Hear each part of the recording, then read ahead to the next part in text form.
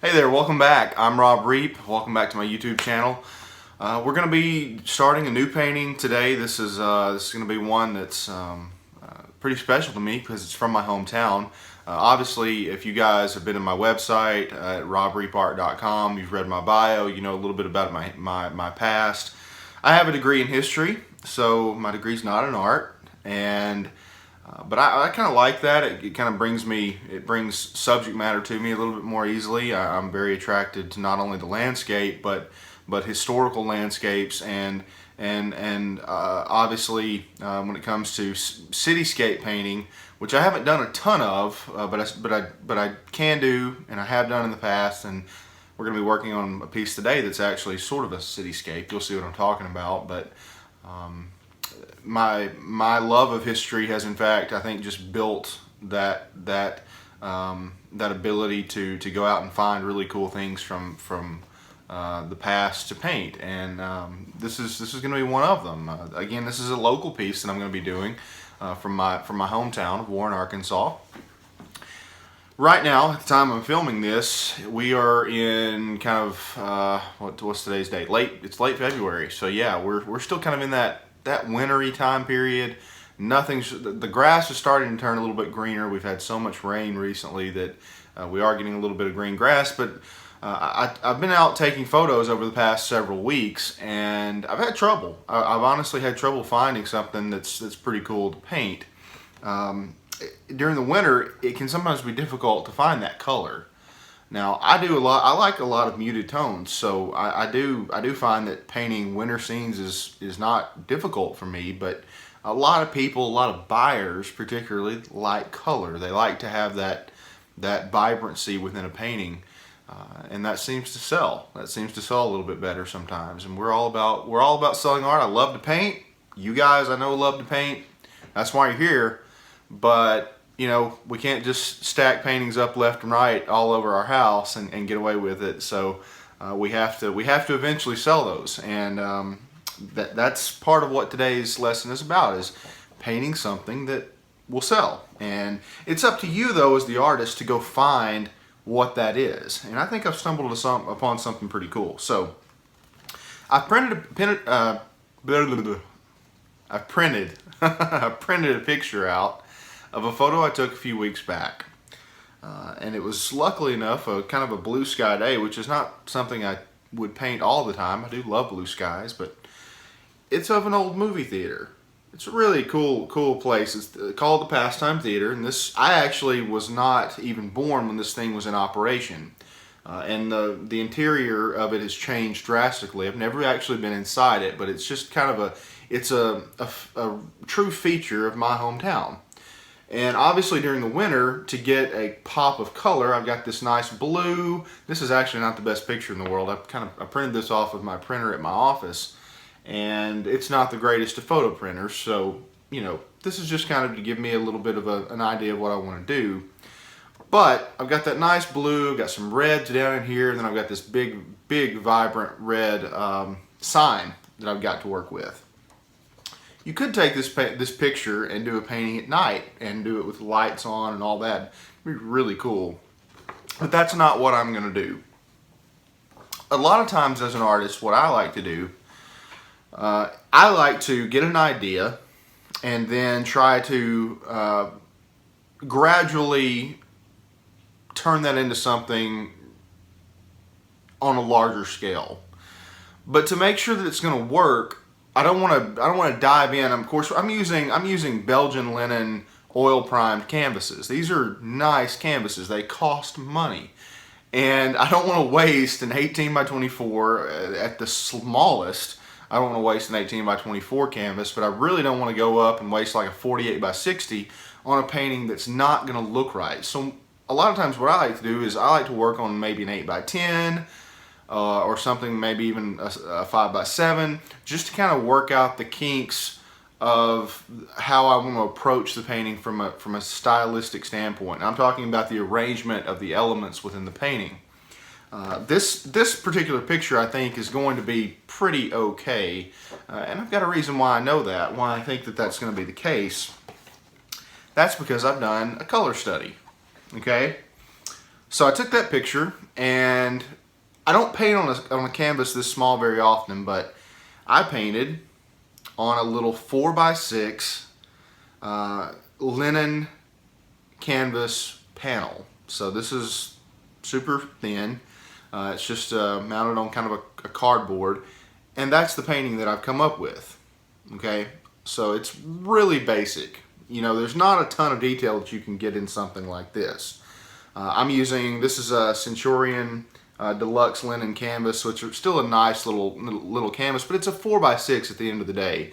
This is going to be this would have been really tough to get much detail on it, but I got enough. I got enough to know that it's going to work.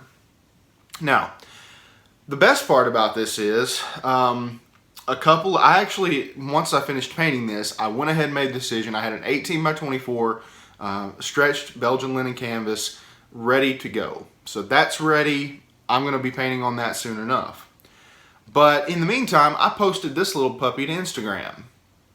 And I think I put it on Facebook as well, on my Facebook page. And within 24 hours, I had somebody that had already agreed to buy the color study. And you say, well, do you really sell your color studies? They're kind of small. Man, miniatures sell. They really do. And they're still originals. And what I'm going to do as I move forward with this particular project, I'm going to try my best to not only paint with this same color scheme, but I'm going to try to dial the clock back, because this building has changed over the years. What we see today in the original photograph that I took and what I painted in this particular painting is not how this theater used to look in its heyday back in I believe probably the 40s, 50s, and 60s. This theater looked a lot different. It had a ticket booth out front and a big entranceway. So in the new painting, the 18x24 that I'm going to be taking on, I'm going to take a little bit of artistic license and dial the clock back and paint this as close to what I can claim it originally looked like. Now again, I wasn't around, so it may be a little bit off in terms of how the final building structure turns out. I may also make another change, and I haven't made this decision yet. This will kind of be on the fly. But my hometown is known for its historic brick streets, our downtown at least. They're on the National Historic Register. You can look it up, Warren, Arkansas. So these red brick streets are kind of just as much of a feature, probably more so than even this theater. So what I'm going to try to do is I'm going to do a little bit of research, and hopefully before this painting's done, I'll have maybe an old 1950s car parked out front, maybe 2 or 3, we'll see. But yeah, I'm going to try to throw a car in. We'll see how that goes. But join me now as we try to paint the Pastime Theater.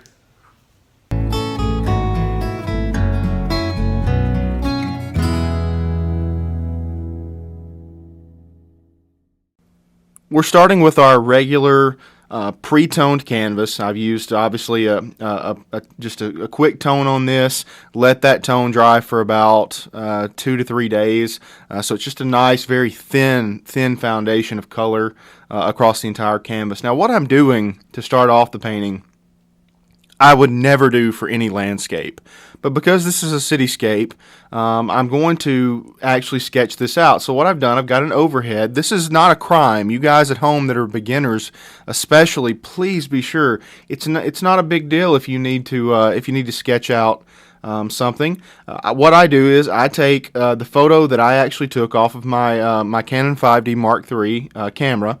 I put that into my computer using Photoshop. I basically turn it into a sketch. And then I print that out on a piece of clear paper for overhead paper, and then I've got a used overhead that I purchased years ago. That's then in my little in-home studio. So I've got my basic sketch, but again, I wouldn't do that for almost any other painting. I usually probably wouldn't even do it for a portrait, but sometimes I do. It just depends on how confident I am in whatever the subject matter is. This has so many lines in it though that I really want to make sure I get the proportions correct, and it's gonna take some time. So I'm starting off, the top of it here is a stucco. So the color is almost the exact same. It's a little bit lighter and a little bit grayer than the underneath toning. But I'm just going to go ahead and get that stucco color in. It's a relatively quick process just to get this in on the top. Using a number 3 brush. It's just a bristle brush. We're not going to be using many different brushes throughout this painting. But then I go back in with some darker colors and just kind of mix it up. I'll even go back in later in this painting with an even lighter color just to create the illusion of that stucco texture. My goal in this is not to make it photorealistic. Again, I am a realism painter, but I'm an impressionistic realism painter. I'm not, and those seem like oxymorons. I'm kind of in the middle, or a little bit, maybe a quarter of the way between realism and impressionism. That's kind of where I sit in my painting style at this time in my career. It can always change. Don't ever think that you're stuck in a particular style. But this is how I've come to enjoy painting, and that's what I'm going to do.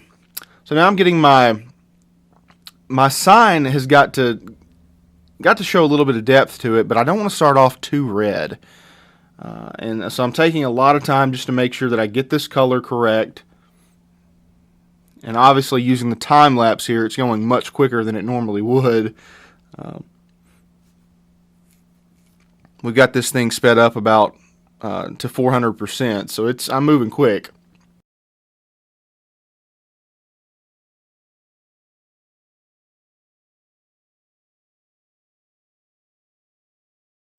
I lowered my canvas, my easel a little bit, just so I could paint a little bit more comfortably.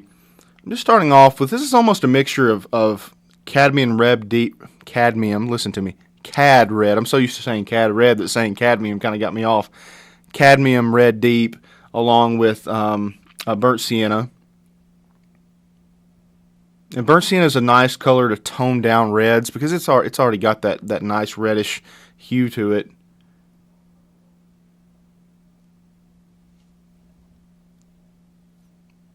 Just want to start off with a color that's not too strong here and just lay it in.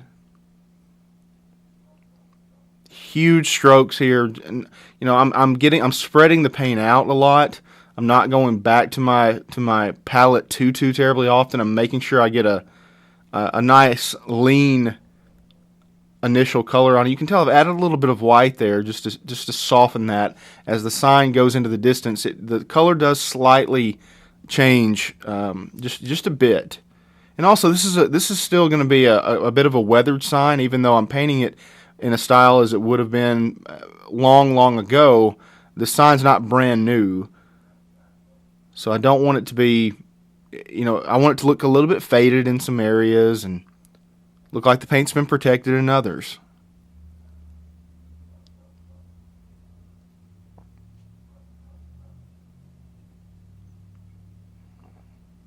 I'm just looking at my photo and trying to get any little color change that's there in. And I'm not blending it too much yet.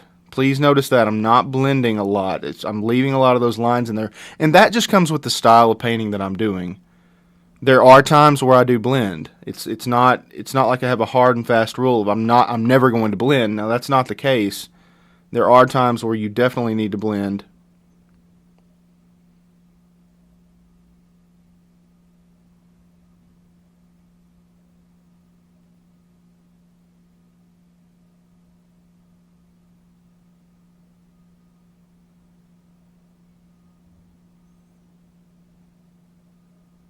Start with the border color. If you've never painted with me before, obviously this is going to be a little bit different to follow from my viewers that I've had in the past, because this is the first video that I've done where we've done a time lapse, just because this video is so long. And if you guys are interested, please leave it in the comments. I can, if you would like for me to, I can upload a playlist of the individual steps in its entirety. In the real time. If you guys would like that, please leave that in the comments. And if not, though, I won't do that. I'll just leave the time lapse up. But if you've never painted with me before, you'll notice that I haven't done the sky yet. Normally, for some painters, that's where they would start. I've gotten more and more to where I don't do it that way. I like to start with something in the mid to foreground area, or at least background trees first. And I do that for a number of reasons. It's to keep me from getting too muddy, but also it helps me to blend my backgrounds a little bit better, and it gives me a sense of confidence too, because at some point you're going to feel in almost every painting like it's not coming together correctly, and maybe it's a mental thing for me, but I like to think that, well, it's not looking good right now because I don't have my sky in.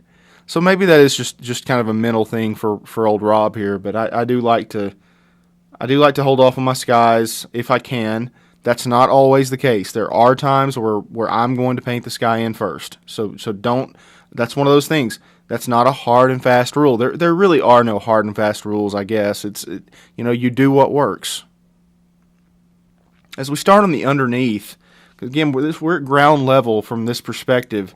You're going to get a good sense of what's underneath this sign, and it's wooden. It's dark,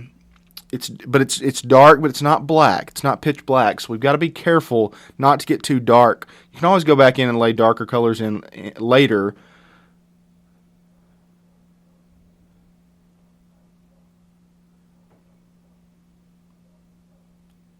And I'm going to just start leaving a few little strokes in. You can see I left some darker strokes in right there. And the reason being, that's going to give that impression, okay, right? That impression of some large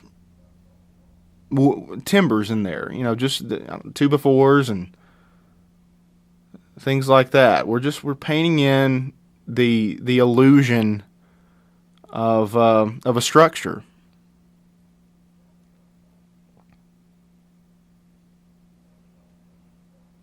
This is starting to get into an area where we're all in shadow as well. Of course, everything underneath is going to be in shadow as it is. But it's still going to have some light to it.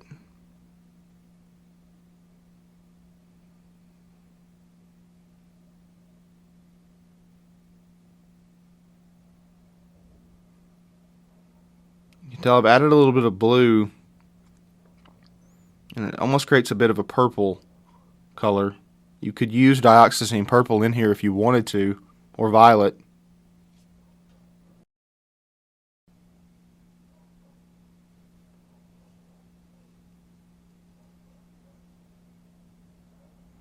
You can tell I'm starting to add those little bitty lighter tones that just indicate that large structure that's holding up the sign, that's supporting it.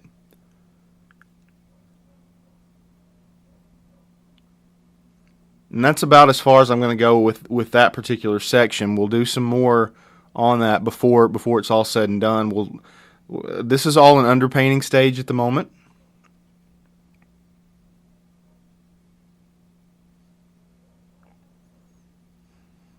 You guys probably notice at times when I shoot the show, I've got a lot of brushes over there.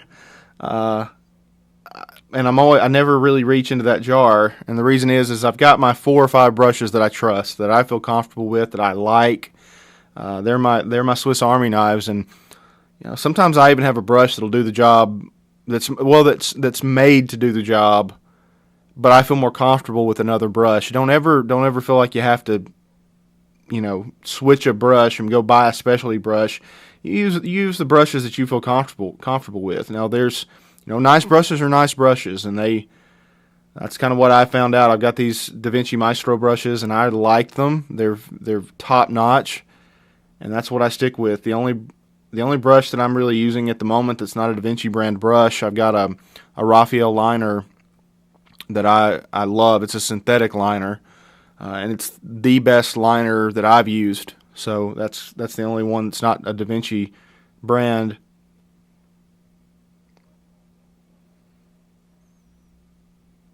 And maybe sometime soon I'll do a video on my brushes, my go-to brushes. That'd be a good idea for a video, I think. I'll try to put that together sometime, maybe next week or the week after. There's a structure here in the back. This is actually what it was at the time that the theater was in place. That was a motel back there. Well, a hotel. It was called the Coker Hotel. Really nice little place in town when my parents were even kids. It's got a neat little story behind it. I hope you guys don't mind me kind of veering off because you can see what I'm doing. It's just basic shapes. But the Coker Hotel, which was behind just to the right down the street from this theater, had a restaurant in it as well, from what I understand. And they didn't bring you a plate per se of food. They would bring out these huge bowls of black-eyed peas and huge bowls of different foods, and everybody would just kind of share from the same stuff. It was more of an at your table buffet of sorts. Both of these structures are now out of commission. They're just the theater's actually being used for storage for a florist. And the Coker Motel, which is down the street that I just painted in a few moments ago, is currently abandoned, which is sad, very sad to see these things happen. But it's our job as artists to record these things. I truly believe that's part of my calling as an artist. Obviously, like I said in the intro to this video, I'm a history major, and while I'm not doing films anymore, I'm not doing documentary films anymore. I do still feel like I have a calling of sorts to record what things look like and what they used to be. All right, you can see I'm leaving an area underneath the sign blank at the moment. I'm not painting it with this color. This is another stucco type material that I'm painting on, and I'm doing it a little different than I did the top. The top I didn't really worry about brushstroke direction. Here I am, and the only reason I'm doing that is to provide the sensation of depth. But I just want to stay in the same color family. I'm getting a little darker up here towards the top right, but if you'll notice that area that I've left blank, that's obviously going to be the shadow color.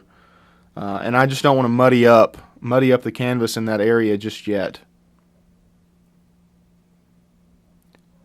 Now you can see when I sketched this out, I drew in the huge window that was on the right that was in the original color study that I did, because that's how the building looks today. It's got these two big windows on either side and a regular door out front. I'm about to paint over that here in a few moments. There's a reason for that. As I said, I'm going to try to dial the clock back and bring this theater back to some semblance of a representation of what it once looked like around 1959, 1960.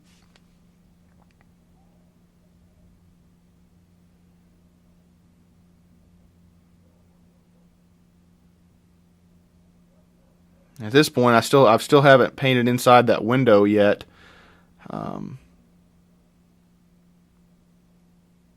I had to actually put in a phone call to my parents because they both remembered this theater when it was like it used to be, and I had to actually find out whether or not the window was in fact there or not there, and I found out it wasn't. So we painted over that, and until again I'm changing the color a little darker.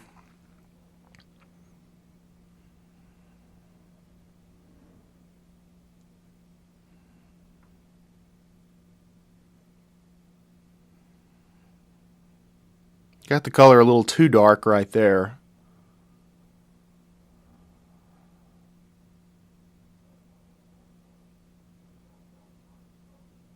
I made a bit of a mistake. I went ahead and just painted all this in. I probably would have been much better off during the sketch stage to go ahead and just draw it off, but I'm an experienced enough painter now to kind of realize that it's not the end of the world. You can always redo it.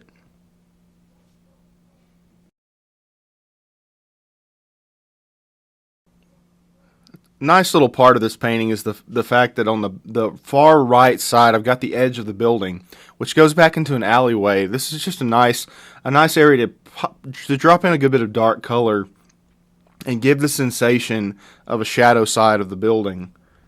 Otherwise, it could end up looking flat, and that's not what I want. Please notice that I'm not pulling my brush strokes straight down until right there, and then I even go back over it. I don't want to leave any vertical brush strokes there too much.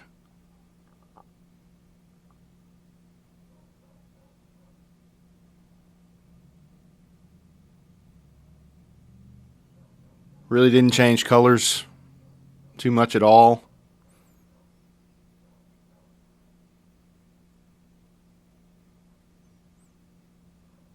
The upper sign portion needs to go in.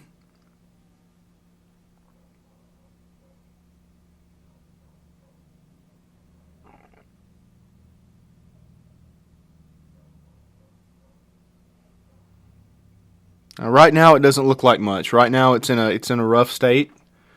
It's in a place where it would be very tempting to get down on it, to get very depressed about it. If you're not a painter that gets depressed, then man, I feel good for you, because I do. I get depressed sometimes about it, and it's hard for me to charge through certain moments. I've gotten much better.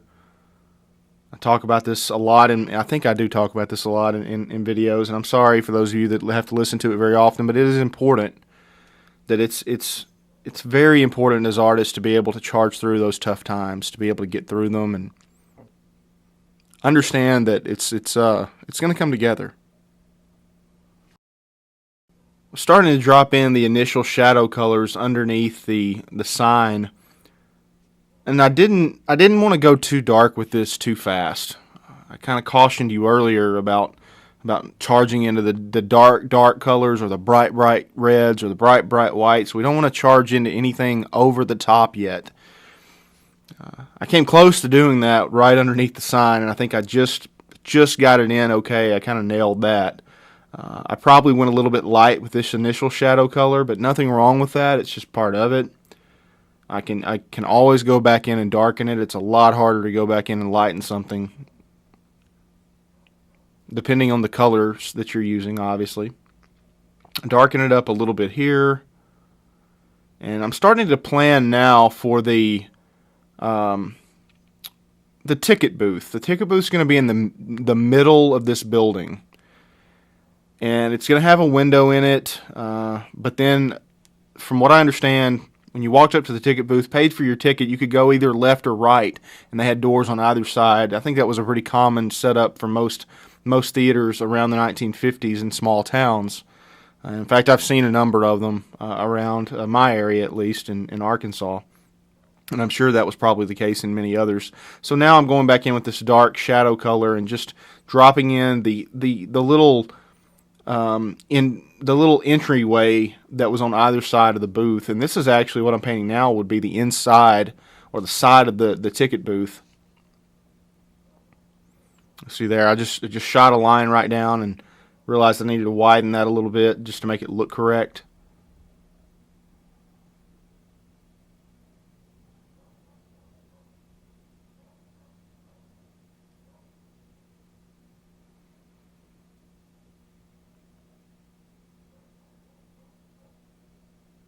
I'm going to lighten the floors a little bit. Obviously, you got sunlight bouncing from different directions, and it's going to penetrate that floor area just a little bit. And that gives me a nice sense of depth that goes back. I mean, obviously, the viewer's eye is going to shoot back towards these trees, which I'm laying in now, but you want something to show that, hey, you can turn into that area. You can turn into that movie theater. There's a hallway there, and that floor really sets that apart. Now, I was laying in my trees here. You guys have seen me paint trees over the past few paintings that I've done. There's no big secret to them. You just block in the color, lay in the highlights, and we may do another video maybe on trees again soon. But these are not realism trees. Again, these are impressionistic realism trees, and they're pretty far back in the background. I'd say a good 3 to 400 yards back. Maybe not that much, maybe just 200, but they're pretty good little distance back there, so I can't get much detail within those, but they do look good already. Scraping my canvas clean, just getting me a nice little spot to work on now.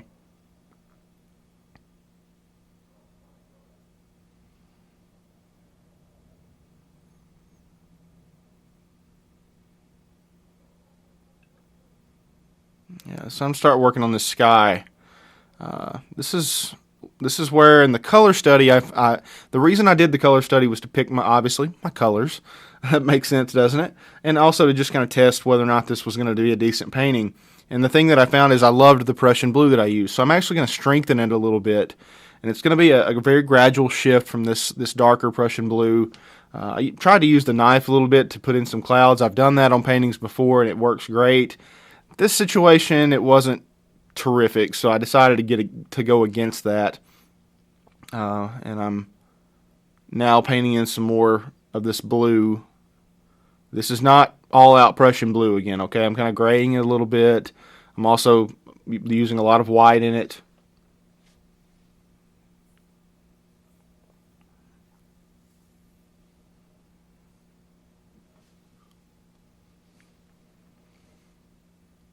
The brush you're seeing me use now is my largest pure Badger brush. Now that's my blender. I have two of these. One of them's much smaller. It's like around a size 3. And I don't use it quite as much as I do the big one. I think you saw me in that little barn painting, the last one I did. You guys probably saw me use that big blender.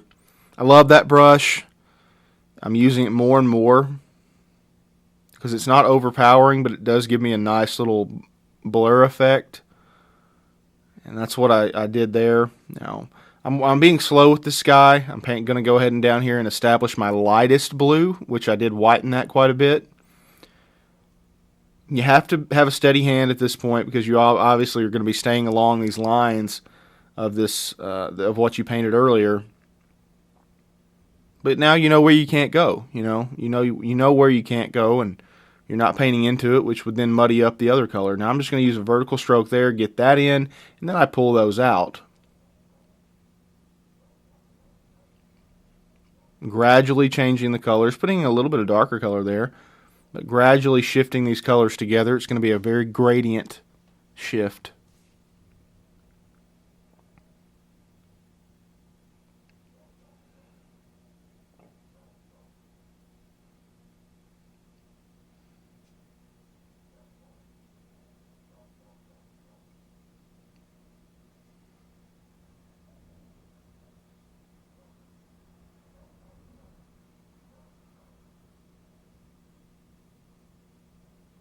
Get the top above the theater sign.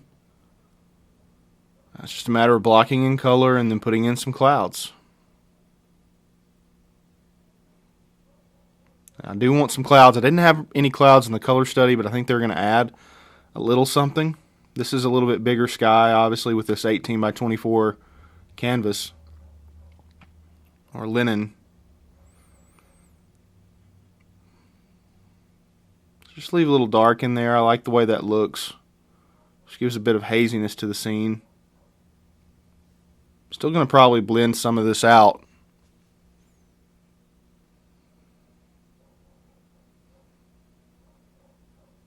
Sit back, look at it occasionally. Don't just stay up close to it.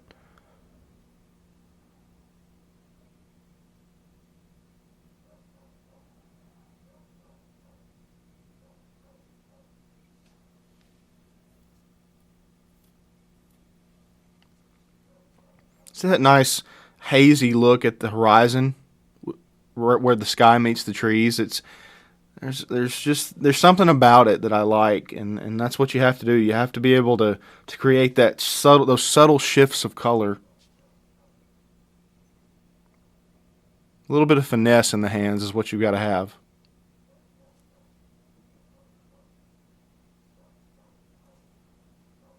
Okay, we'll take some white and we'll get in some clouds. I'm not going to get these too complicated.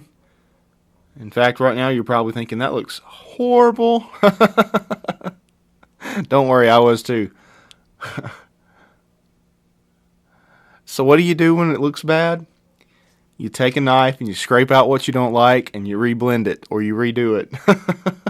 Or you let it dry, but I don't want a bunch of paint layers building up, so I'm just going to scrape that out and restart in that little area. So I did.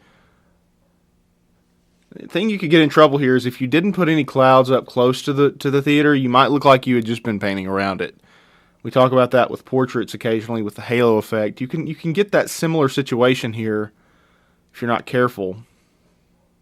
Now I'm going to take that big Badger brush, that big blender, and just blend these out a little bit. This gives a very nice little feel of, these are very spring type summer clouds. Now again, remember, I took this picture in the winter. Those trees back there were not green. Those trees were very, very leafless. No, and the pine trees that were back there in the very back had no needles. They had a few needles, but they were that wintry brown. You still get in South Arkansas with the yellow pines. You get evergreens, but they just don't look as. Maybe it's the fact that other things around them aren't blooming as much, but you don't get that real vibrant green that we like so much.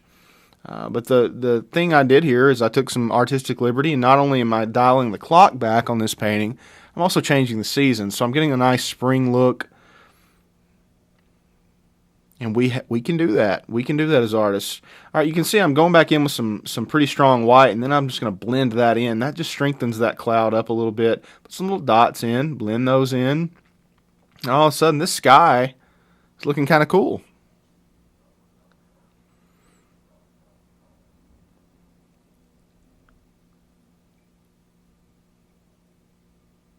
Looking at it, just taking a step back, checking it out.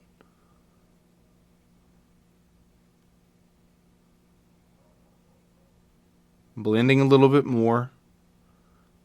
You gotta have salt. When I'm talking about blending, I'm not talking about bearing down on the canvas. Don't do that. You're gonna need to be very soft with it. Now, I jumped ahead here. The painting of the street and the sidewalk, I'm just cutting that out to save time, because those are relatively simple things to do. You just need to keep your brush strokes in a certain direction, just to give that illusion of depth. So the brick streets are going to go from left to right or from right to left, and then the sidewalk, you just want that going back into that horizon point, and then obviously get your colors in. But there's not much to that other than just laying them in. We'll do a little bit more to them to detail them before this is all said and done. So now what I've done, this is several nights later, this step here. I've gone back and I've taken the original sketch that I printed out from Photoshop, and I've displayed it onto the dried painting, and then I actually drew in the letters. Now the reason I did this is because I am a self-professed terrible painter of text, at least freehand wise. I struggle just getting my name on the canvas sometimes, which you would find hilarious. I don't know does anybody else have that problem? Please leave it in the comments if you do. I can paint dogs, I can paint gorgeous mountainscapes. I can paint awesome rapids. I can't paint my name. I have trouble with it every time. And I can't, the fonts are just difficult for me. So I did draw them off. And then also just made sure I got the size correct, and I was able to get them placed near the center. Now this color that I'm using is not, again, this is a weathered white. There's a lot of cad yellow in this, and a little bit of burnt sienna. Not much. It's really heavy on the white. This is almost a little soft lemon yellow that I'm using, but it looks kind of white up against this deep red. I kind of messed the P up. Probably should have used a little different brush, but hey, no worries. We're gonna do some refining later.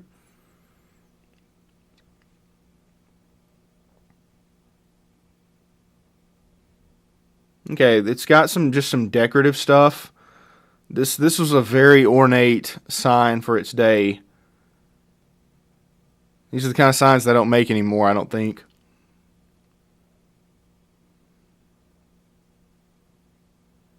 Make sure the sign cuts back a little bit there. You guys are free. You're as free as you want to be to try to paint this with me. If you want to change the name of the theater, you can even change the color. Maybe it's a blue sign instead of red.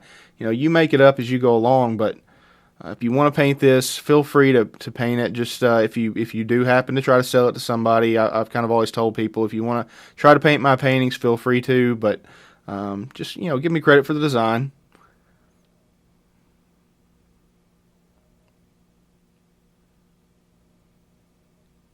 got these little outline stars on either side of the word. I'm going to probably switch to a liner brush to do those.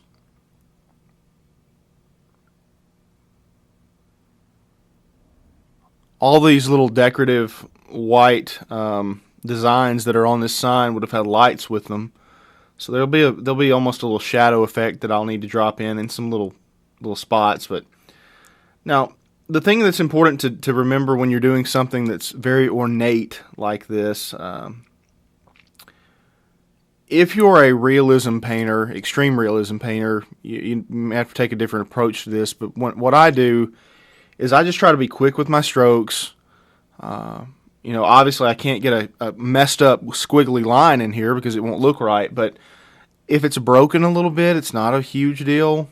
You can tell I've got a little bit of brown showing through even in some of this. My paint's fluid, but it's not super fluid. So I'm just working hard to try to keep quick lines and not be too worried about it. That's where you get yourself in trouble, is when you start thinking, oh, I got that little quarter of an inch off. I'll just let that dry and redo it. Well, you can just keep redoing it forever. Just learn confidence, and the only way you're going to do that is just by being fast and going with it. Just go with it. Pay attention, but it's have a sense of urgency about your painting, but yet be patient. I know those are two completely opposite things, but they're both so true. I don't want to linger. Does that make sense? I don't want to stay on anything too long. I want to keep moving, because if I stay on it too long, I'm going to get bored with it, and then my skill level is going to drop. But I also need to be patient enough to realize that this is a piece of fine art. It's going to take time, and I've just got to let it happen. Okay, the sign for the most part is done. I've got a few more things I'm going to do to it, but at this point we need to start refining some other details of this painting. The sidewalk area, I'll be honest, I don't know if I've got it historically accurate. I don't even know if there was a fire zone there, but obviously I've got the red. And that's kind of, I've got it very weathered and old. Probably would have been much better looking at the time that this theater was in business, but that's not what I had to work with.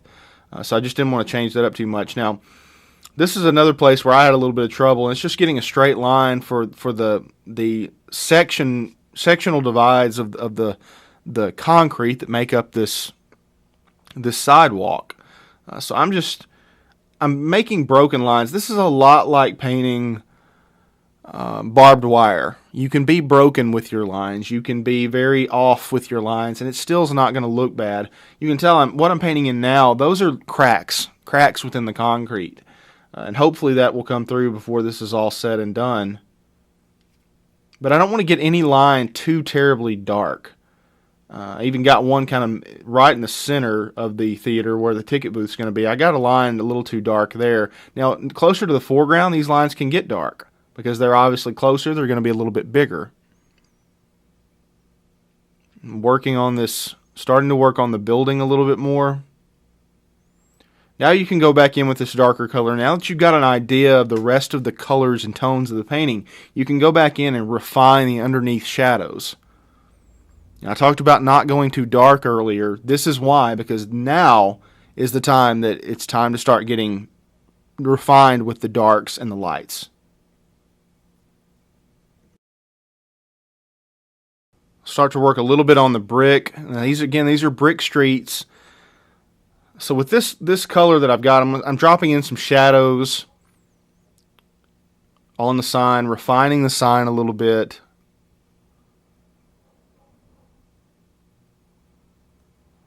You can picture this sign at night would have been just lit up. It's a neon sign. It's bright. It makes an impact on the street. And during the day, you're going to get those shadows from the lights themselves.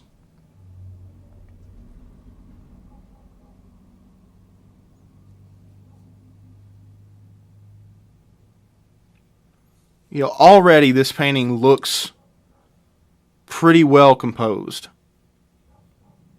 I've got some things I want to add, and I want to challenge myself to put them in, to get some things added to it that are going to really change it. But overall, comparing it to the color study at this point, I was relatively happy. All right, now it's time to paint in the window of the ticket booth. Now I've done something different here. I've taken this really dark mixture and I've added liquid to it. Not to make it fluid, although that did help, but that liquid's going to give this window a final gloss that the rest of the painting is going to sort of dissipate. Oil paint has a gloss to it to start with because it's so luminescent. You can do things to change that. In fact, we're going to probably talk about that in some future paintings, but I wanted to make sure that the gloss on this window didn't go away. So I'm just by adding liquid, I'm making that happen. I added a little bit of white just to so it's not just solid black. And I'll do some more to this ticket booth before we're done.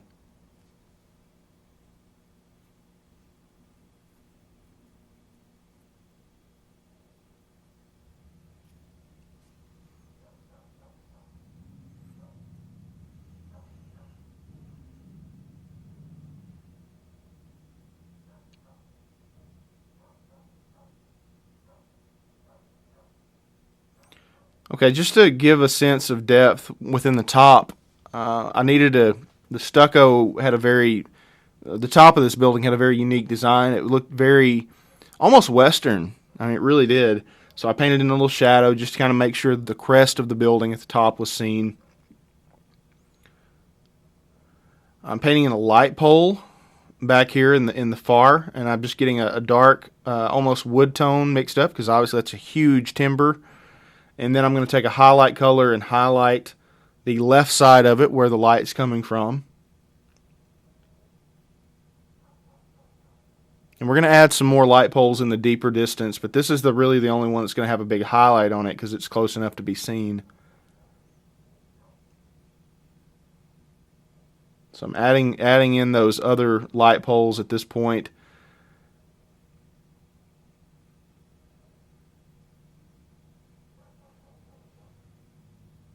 I live about a block and a half, well, I guess about 2 blocks away from this building. So this is an area that I know really, really, really well. It was a blast to paint it. If you can ever find anything close to your house to paint, so much fun. Just because if it doesn't sell, you're not in bad shape. Funny enough, this painting was reserved. I posted a picture of the final painting, not this. This isn't done yet, but the final painting. I posted a picture of it on my Instagram account. And within about probably 10 hours, I had a message in my inbox on Instagram from a collector who's collected a number of my pieces that said, "Hey, I want that," and didn't even ask a price. I went ahead and told the gentleman, and he was more than happy to pay it. And I'm willing to give a break on a piece like this, especially to a collector, someone who's already purchased a number of my pieces. But not only that, if you're able to get rid of it quickly, that's a whole nother ball game. We all know how long most of us hold on to paintings. I've had some that I've held on for years.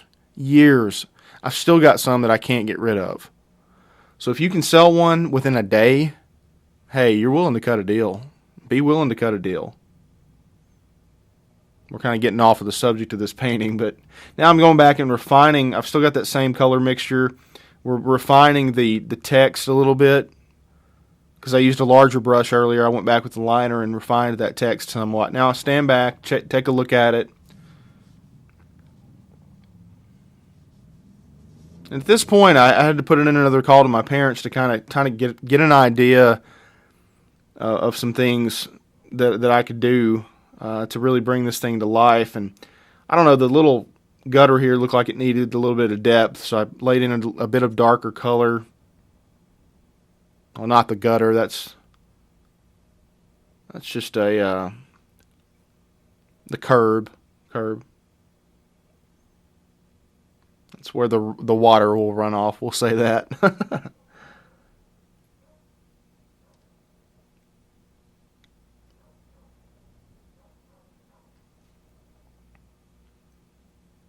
Okay, now let's change up the stucco a little bit. We need to get some texture in here, and one way of doing that is just dropping in these broad strokes of semi blended white. We're actually using the same color we used for the text on the sign. Again, refining the sign a little bit. That already looks better. That P had some problems. The A did as well, so I fixed those. And for some stupid reason, I painted in a line down here on this end, this left side of the sign that really wasn't there. When I went back and looked at my picture, I thought, why did I do that? Because it wasn't there. And so I had to kind of go back and retouch that up. Sometimes we do things without thinking. I know I do.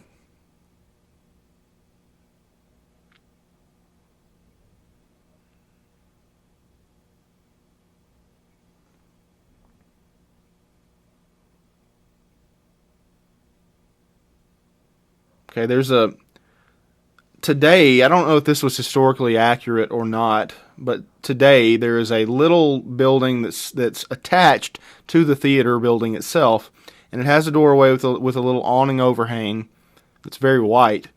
And so I painted the awning over, and then I painted the door in, and I got the awning a little bit big, so I just took a paper towel and wiped a little bit of that off. But today, that is, in fact, a salon, like a hair salon.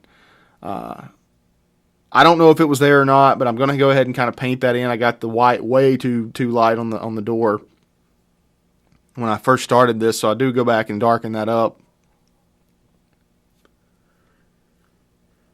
But whether it was there or not, it adds a little bit of detail to an area of the painting that was lacking it a little bit.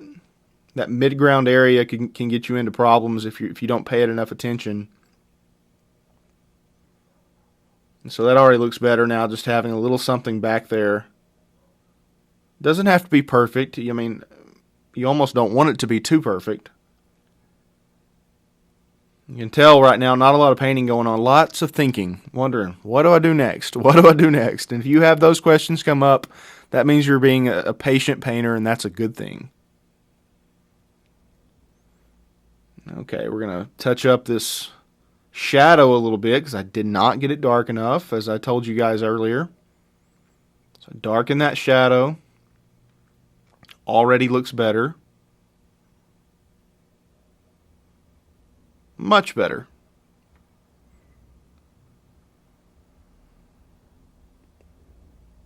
Okay, we zoom in now. What I've done is I took a break. I sketched in a movie poster on the right because I did find out that there would have been movie posters on at least on that side of the building. And on the left, I hand sketched in. I didn't use the overhead for either one of these things because if it's a small object, I can typically do it just by memory. And I'm sketching in the basic shape of a 1950s car. Now, I'm not going to say that this is going to be an exact model. I'm just getting a decent shape in for an old car. And I wanted to, a red one would have been cool. I don't know if there was many blue cars around at that time. But I just thought we had this huge red sign. We didn't need a red car. And we didn't need green because I've got the trees there. And we didn't need white or anything like that, or black. We needed something that would pop, and I thought blue would be a good color. So I'm just painting in the basic shape for this car. You noticed I painted it pretty much block. I painted the whole thing, and then I go back and refine. I'm adding a little bit of shadow color. That's the underneath of the vehicle now. I probably, in hindsight, did not get this car big enough. I wish I would have gotten it much bigger, but it's painted down the street a little bit, so it's not the end of the world. It actually worked out, but I probably would have extended it about a quarter of an inch larger if I could have gone back and done that. I'm painting some dark tires in.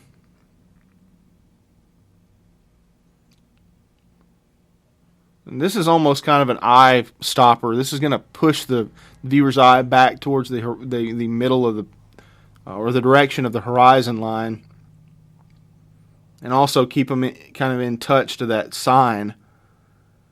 I'm painting a dark color in for the windows, and that'll kind of mix in with this white and blue that's already in there, so that'll kind of create just a dark shadowy color for the inside of the vehicle.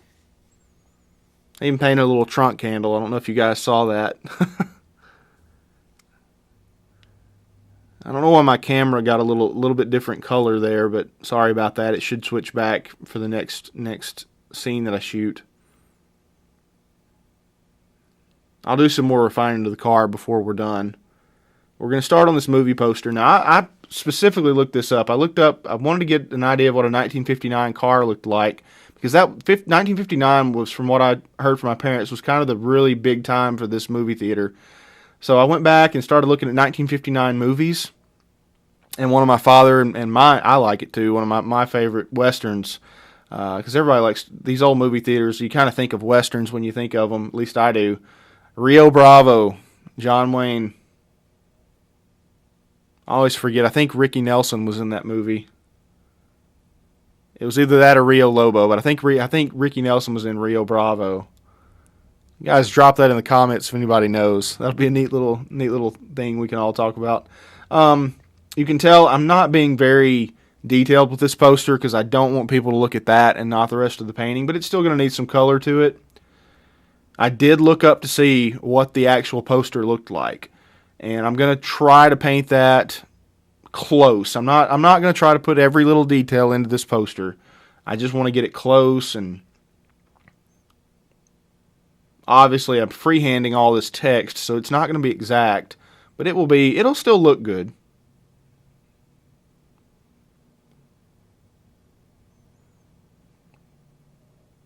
I freehanded the shape of John Wayne's character there as well, so that none of this was drawn with an overhead. And that's a risk. That's a risk that you sometimes take. But I've gotten to a point in my career where I feel confident enough on something that size that's not going to be a focal point. I feel confident enough that I can get a decent shape of even a human figure, and that's a big deal for me. That's a really big deal. I remember the first time I hand drew in a dog into a painting, and that was a leap day for Rob. Just getting a slight dark color in for the vest, and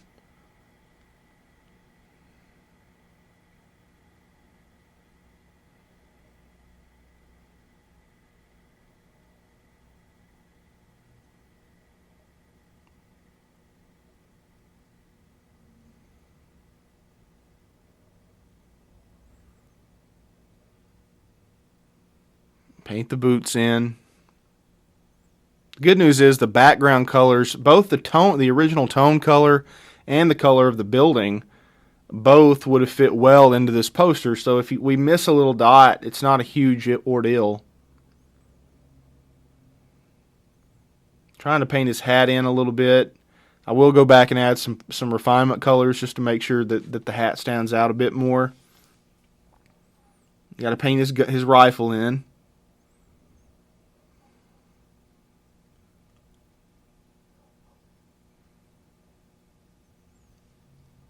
And this poster would have been put inside a huge glass frame that was permanent, but the posters could just be pulled in and out. And so we'll paint the frame color here in a few moments.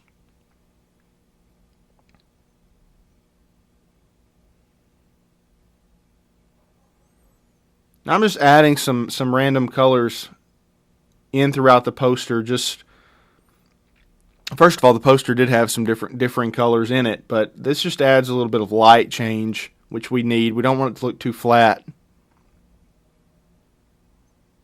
Now for the frame.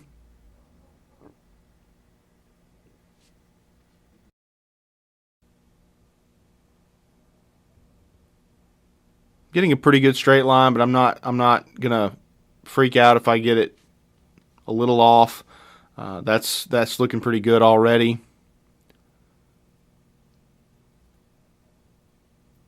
Got a couple little things I want to add to the car. Also want to just darken up this hat a little bit, make it stand out just a little bit more. I did not try to get real detailed with John Wayne's face.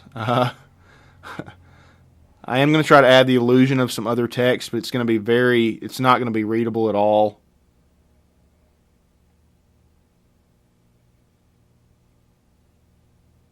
Yeah, see, I mean, that's kind of what you do for text. You just dabble in some little shapes, and all of a sudden it looks a lot like there's text on there, and there's really not.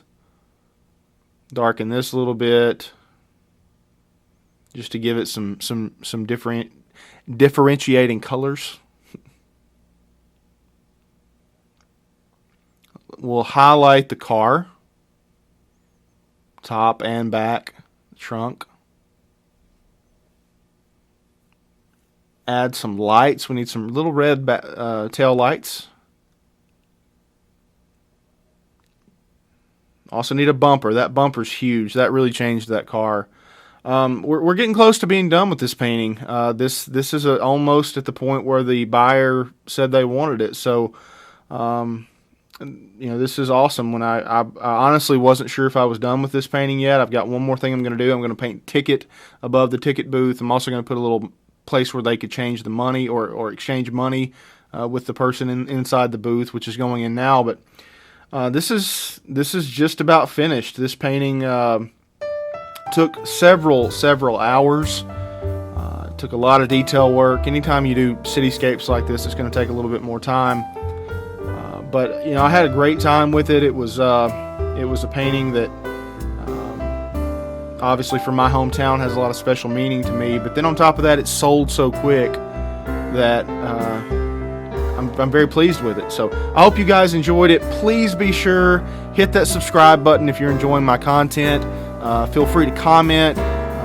If you've got a subject for another painting you'd like to see me paint, please leave it in the comments. Have a great day. Keep painting, and God bless.